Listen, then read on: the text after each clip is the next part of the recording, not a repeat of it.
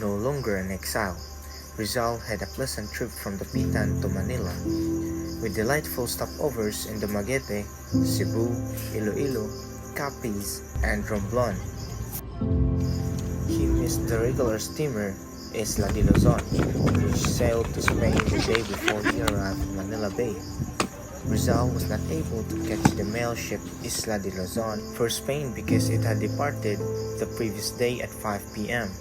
He was greatly disappointed, but he took this unlucky incident with abating resignation.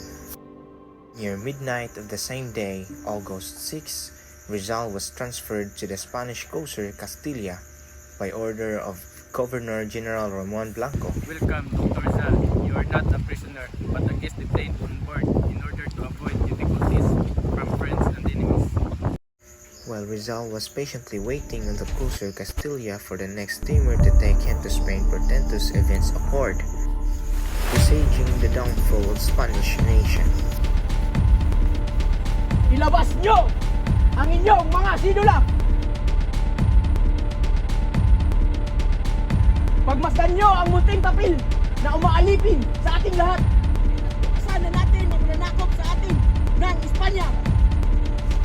Malakas man ang kanyon at baril ng Espanya.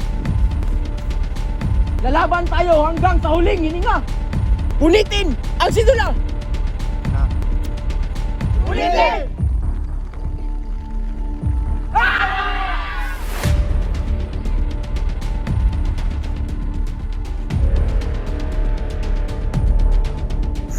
At the sunrise of August 30, the revolutionists, led by Bonifacio and Jacinto, attacked San Juan.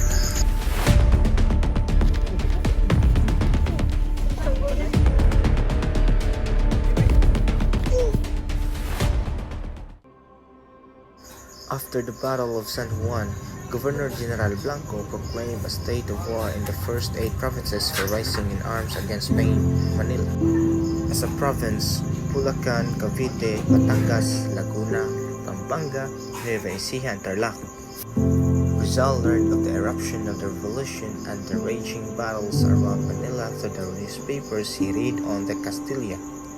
He was worried for 2 reasons.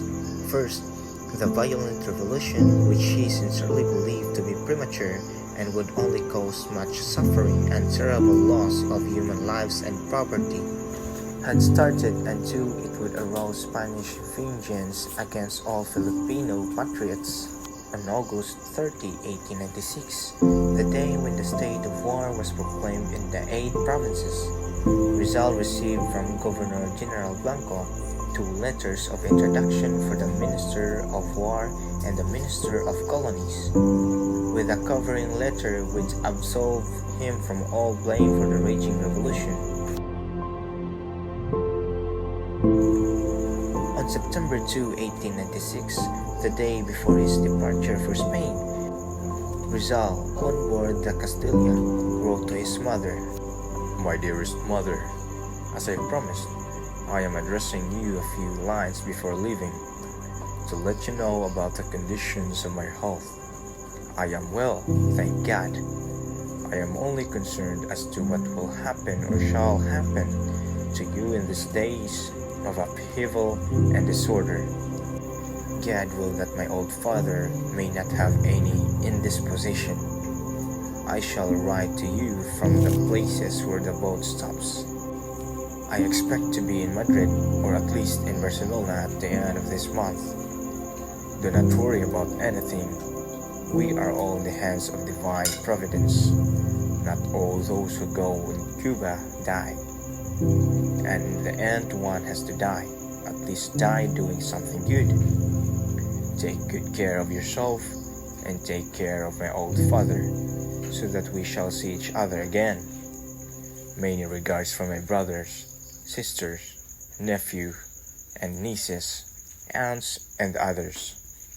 I live contented, confident that as long as you are alive, the family will remain united, and the old intimacy will reign in it. You two are the band that unites all of us. With nothing more, my very dear mother, I kiss your hand and that of my father, with all the affection and love that my heart is capable of giving. Give me your blessings, of which I am in much need. A fond embrace for every one of my sisters. May they love one another just as I love all of them. Your son, Jose.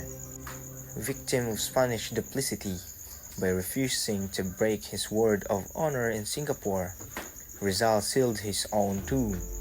For without his knowledge, Governor General Blanco was secretly conspiring with the ministers of war and the colonies for his destruction.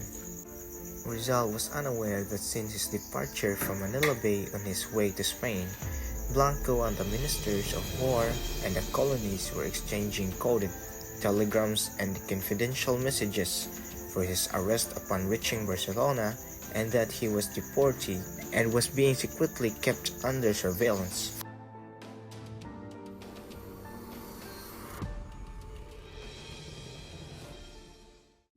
On September 28, a day after the steamer had left Port Said, Mediterranean terminus of the Suez Canal, a passenger told Rizal bad news that he would be arrested by order of Governor General Blanco and would be sent to prison in Ceuta, Spanish Morocco.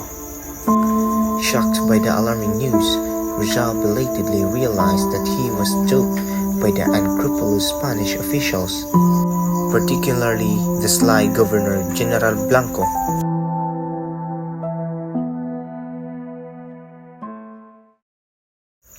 On October 3, at 10 o'clock in the morning, the Isla de Panay arrived in Barcelona, with Rizal a prisoner on board.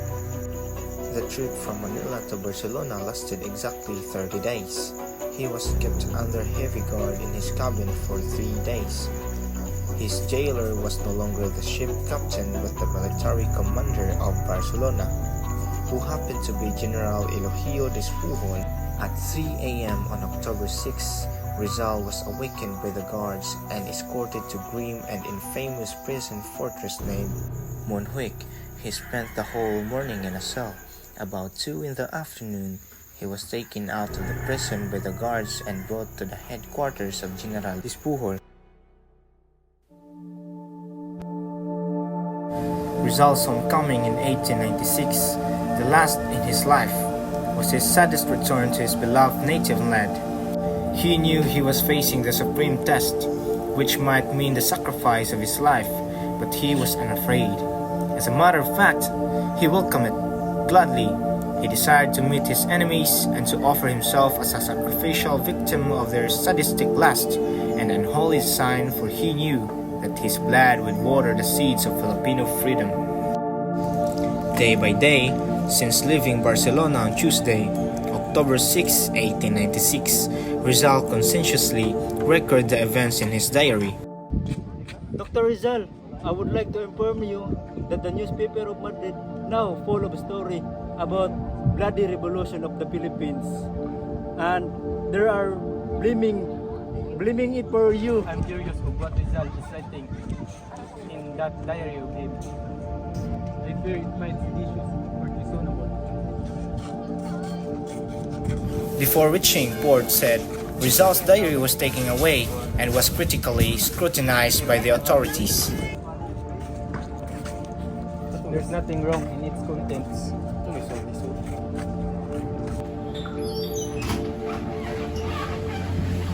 Hey, what are you doing? There's nothing. Incrimination here as well. What are you doing, bro?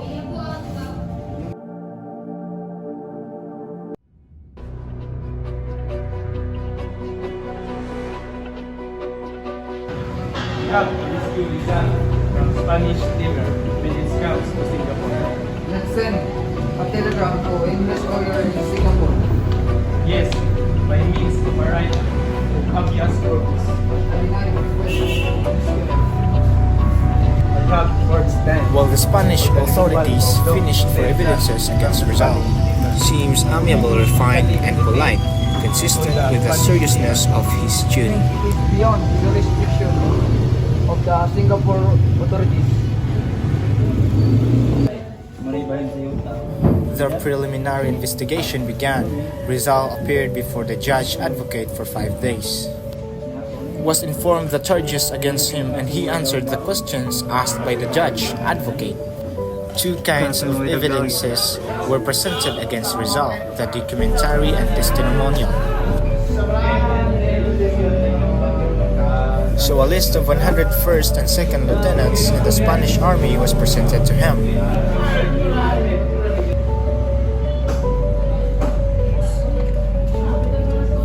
The only right given to Rizal was to choose his defense counsel. Rizal wrote a manifesto to his people, appealing to them to stop the unnecessary shedding of blood and achieve their liberties by means of education and industry.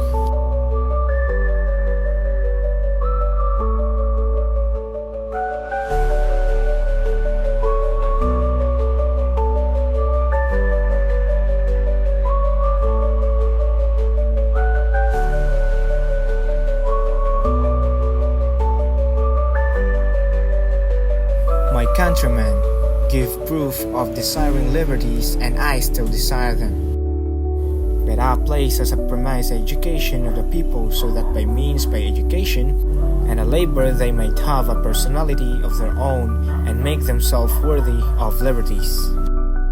My very distinguished defender, tomorrow my case will be my heard.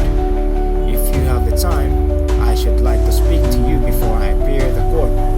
Wishing you a Merry Christmas. All rise. Captain Rafael Dominguez, presiding. Please be seated. Good morning, ladies and gentlemen. Calling the case of the people of the Philippines versus Jose Rizal. It bedside, ready. Ready the people, Your Honor. Ready to defend, Your Honor.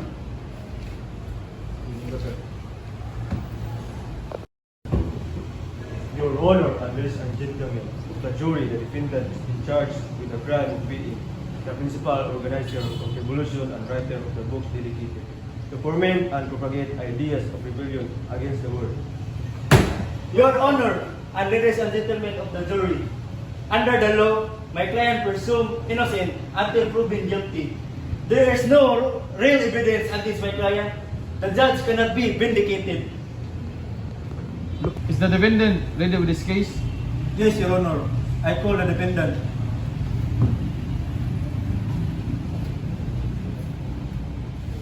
Do you promise that testimony you shall give in your case, now before there shall be the truth, but nothing but truth? I do.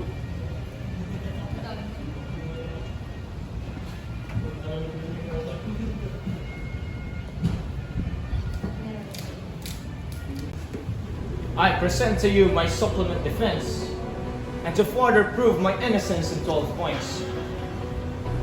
I could not be guilty of rebellion, for I advised Dr. Pio Valenzuela and the Pitan not to rise a revolution.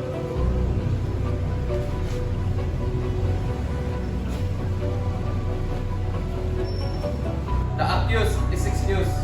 Does the defense rest? Yes, Your Honor. Ladies and gentlemen, prove a reasonable doubt, not mean beyond all possible doubt. The jury finds the defendant guilty and is sentenced to death. The jury has thanked and excused. The court adjourned.